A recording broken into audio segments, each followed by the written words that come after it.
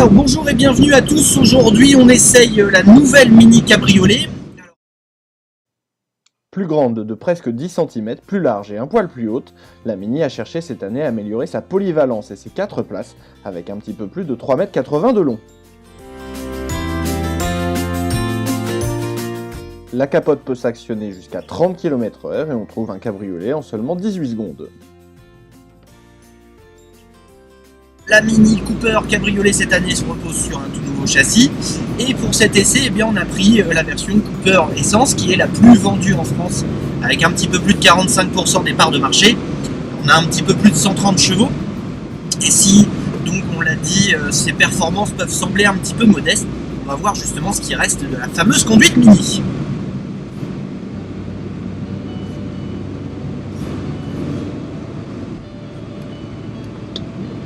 Malgré le fait qu'elle perde son toit et que légitimement on peut penser bien qu'elle perde un petit peu en rigidité, eh bien il en reste quand même encore assez sur cette Mini qui reste finalement assez légère et plutôt alerte ici sur les petites routes, notamment la fameuse route des Crêtes près de Marseille qui relie la Ciotat à Cassis et qui est un terrain de jeu idéal pour tout de suite mettre en valeur les qualités ou pas justement d'un châssis. On a une direction qui reste plutôt agréable, même si parfois elle a un petit peu de mal en termes de motricité quand on a craqué beaucoup les roues, mais à part ça, ça va. La suspension est elle plutôt ferme.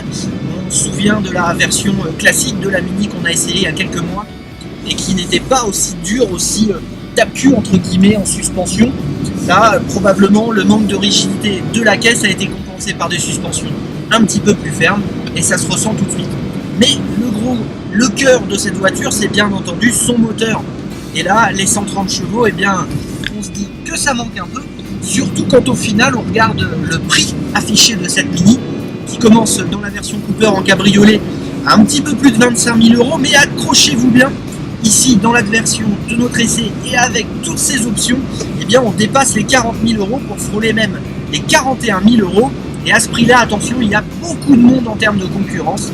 On peut penser au Mazda MX-5, à la nouvelle Fiat 124 Abarth qui va arriver avec 170 chevaux et à 40 000 € également. Comment ne pas craquer pour un véhicule d'occasion? Et là tout de suite on pense à une Porsche Boxster qui en offre en termes de sportivité beaucoup plus.